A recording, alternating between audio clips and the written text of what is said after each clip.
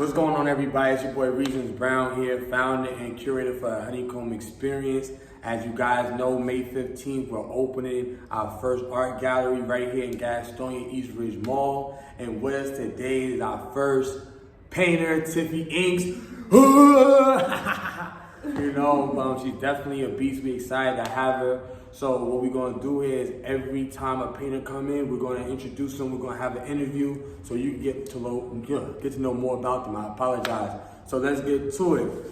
Tiffy, how you doing? Are you good? I'm good. How are you? I'm doing good. I'm blessed. I'm excited that you're here. Yes. But let's start off with who is Tiffy Inks? You feel me? How do we get to this moment right here? Who is she? All right. So first and foremost, everybody prefers to call me Tiffy, but it's personally Tiffany. But you can either call me Tiffy or T. It don't matter. Started typical kid, reading Sunday comics, Washington Post. And from there, I decided that I want to, start making these cartoons that I see in the comics. Of course, I watched cartoons then, but I still wasn't really familiarized with it until I got maybe much older. So as a kid, 3rd, 4th grade, I remember drawing the comics from out of the comic strips, and then I attempted to try to make my own, even from the panels and everything. And I found that just wasn't my niche. So then I started going more into the TV show characters. So for me, I'm a big Scooby-Doo fan. Scooby-Doo. So I started working with him for the most part. Kept trying to get the ears. I could not get the ears to save my life. And then it wasn't until I learned that you can actually buy books that'll show you how to actually draw the sphere to get the head and the little circles to get the ears. So then I started doing that. Then I started moving into Looney Tunes characters. Sylvester and Marvin Martian are actually my favorites. No Tweety? No Tweety. Sorry, no shade Tweety though. That sounds like big shade right there. Not a big shade. However, so yeah. But I did start going into that. Bugs Bunny for me, which actually is the hardest character to draw. From there, I started going on some more shows like Nickelodeon. What do you call it? Dragon Ball Z. Favorite character? I don't have one. I don't. I really don't. But I'm always going to be on the team villain side though. That's facts. You like villains? I'm obsessed with villains. So I started moving into a little bit of Dragon Ball Z, but I kind of fell back from it because I learned trying to draw anime characters is really cut. Precise. Right. From there, I just kept drawing more with markers. I started into, my dad got me in art instruction schools as a kid.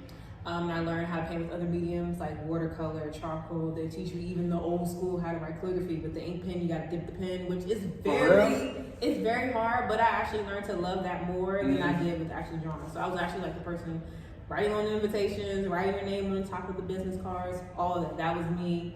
Probably middle school.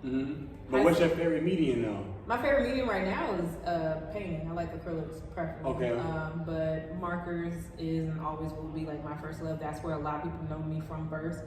From doing marker work, especially with I guess you want to say combining characters together. I think the biggest one everyone loves was the Hey Arnold and Doug crossover. That I did all on markers. I'm the only one who's decided to keep the originals. I have no intentions of selling them, but I did make prints. So you never sell the original? Absolutely. I would not sell that original. What? I sold other originals. Somebody call you 100,000 cash right now. Not enough money in the world. Shoot, even Elon can even print me with $1 billion. I still won't fold. Ooh, okay, all right, okay. But it's just near and dear to me because I feel a lot of us grew up or relate to either one of those shows. So it just been stuck with me. And then it wasn't until 2018, I think I started to see that plummet a little bit where I wasn't loving markers as much. I still enjoyed it, but it just wasn't the same for me. So I'm like, well, what other medium can I try out there? And I was like, I tried watercolor. As a kid, did not like it. I can't seem to understand the less water, more water ratio thing. So I was like, forget it. So I attempted to try to paint. My first painting was absolutely horrendous. I had whole crying frenzy, everything. I'm still gonna try to get that. You know that, right? I'm going to see that painting. I have it, but it's definitely hidden way in the storage realm that I hope that no one ever in life try to figure out. Wait, what's this? No, put it back. So a time capsule. Yeah, we're gonna keep this forever. We'll be that time capsule. You cannot open it in 10, 20 years later. Maybe, I don't know. I'll think about it. And so I decided to go ahead and I kept going at it, even after I was like, no, I don't think this is for me. But the more I learned, the more I started getting introduced to different colors, how to blend, which for me, I felt like blending is not my technique either. Okay. So for me, it's just completely solid color, straight flat.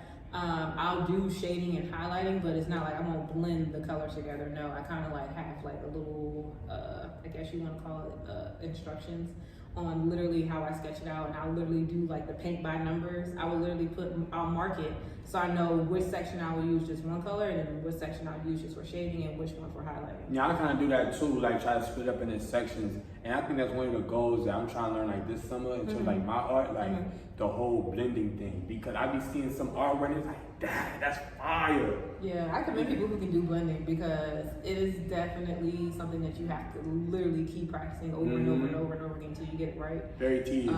Yeah, and then too learning like the different types of paint textures. That's also another thing I had to learn. Learning which colors are more transparent, which ones more opaque, and then also learning about layers. I did not know that in the beginning, so a lot of the stuff I had to like literally learn for him. Like, sure, I can reach out to like other artists or well-known, but you know, a lot of us struggle with some of these well-known artists. They kind of forget, like, you know, you started just like how we started. And I felt like for me, I'm like, well, YouTube University is what I call it. Right, absolutely. That's the best way I can learn. I mean, sure, I have some of my art peers, I can reach out to them, but I still one of those persons where I won't know until I actually do it myself. Gotcha. I had to learn and create it myself. If I see it didn't work, I keep a journal, and I will literally write out everything, what I did wrong with one painting, and then apply it to the next, and then keep moving forward. And that's where I pretty much got to where I'm at now. That's fire. But I know, just like you shared your story, there's a lot of young artists out there, right? So to conclude the conversation, if you can kind of just talk to young artists, what would you tell them in terms of what can help them in terms of just keeping going? Because like you said, it was a lot of mediums and things like that you didn't like. But as, over time, you found what you did like compared to somebody that's like, oh, I don't like this. They don't understand that, some people don't understand that one thing is not the whole, you know what I'm saying? So what could you say to young artists out there that wants to keep doing the thing or make this a career out of it or be as dope as you are? First and foremost, practice makes perfect. It took me, I've only been doing this now going on 5 years. That's it? Yes, every what? I get the same reaction every single time. Yo. It's only been 5 years. However, it's like I had to put in that time and that work versus some of my art peers. They've been painting, that was their medium before they even did markers or other mediums. That's the biggest thing, practice always. But also learn with art, there is so many different elements, there's so many different realms, so many different mediums that you can try. And who's to say that technically what you're doing is wrong? Right. That's the biggest thing I had to learn for myself. Is like I feel like, well, maybe I'm doing this wrong. There is no right or wrong thing with art. That's why it's so broad. You can do like abstract work. You can do sheet metal. You can make things sculptures, all that. Yes, exactly. So I always read people like you have to find what really works best for you. And yeah, it's going to take some time, but you have to put in that work. You have to put in that effort, or else you're not going to be as good as you think you feel, or as good as you want to be. Another thing is don't be hesitant to also reach out to people. Don't be upset that if they may or may not have that time to respond back to you in maybe an efficient manner that you need. Always just do the research yourself. There's a lot of tools. Like I say, YouTube University for sure is like the best. All these other social media platforms you can go now, like TikTok. They've had like tutorials, drawing tutorials, even on Instagram. I'm not sure about Facebook. Twitter, the same thing. I think the newest one now was at Twitch. Yeah, people who are doing like the main live stream where you can actually have the time to watch, and most of the time they're real interactive. They're real interactive, yeah. Those are like my biggest advice if I would give to younger people. Just like don't rush, but also keep a tunnel vision. Like don't be upset because you see somebody else progressing maybe in a 2 week, 3 week, or 4 week time span. Maybe for you it might take years. Like I said, for me it took me years. But still though, 5 years for the work that you do and the time period you say you've been doing it, that's phenomenal. Yeah, and even this is like my first couple paintings, trust me, they did not look the way that they did now. It took a while. I literally had to like learn what is my niche with painting, like how can I apply this the same way I put the amount of pressure on myself when I was doing work with markers. It's no different. But yeah, for sure, like I have to do the same things now, even for me as an adult. Like some of my friends, they're way far more elite in this art world than I am. Mm-hmm. In a sense, I feel like I'm just kind of now getting myself started, learning how to navigate, learning how to talk to people. Mm-hmm. And even then still, I'm still learning like different types of acrylic paints that's out there, the different brushes, the styles. And all of that is just me having that tunnel vision to be like, look, you in your own lane, you run your own marathon, you run your own race, you do the best way you can. Continue to do what you're gonna do. Somebody's gonna feel it, whether you may feel like you're not getting the amount of. You relate to somebody. Yeah. Someone's gonna see it and they'll be like, oh my God, I can't believe this. And that's why I think for me, I stick with cartoons and anime because I'm an 80s baby. Okay. I've always been stuck that way in that realm. I always feel like cartoons, anime is that breakaway from what's going on outside of that world. And I always want to create those vibes, those feel people when they see my work and they're like, oh my God, I can't believe you even know these shows. I remember I used to watch this show as a kid, like, yo, thank you. And so for me, like, I want to keep doing that. And I want, you know, other places, other exhibits to know and understand, like, you know, old cartoon work, they're still just as popular as abstract work, metal, and sculpture work. It's Absolutely. just, you have to have that eye for it. You do. So.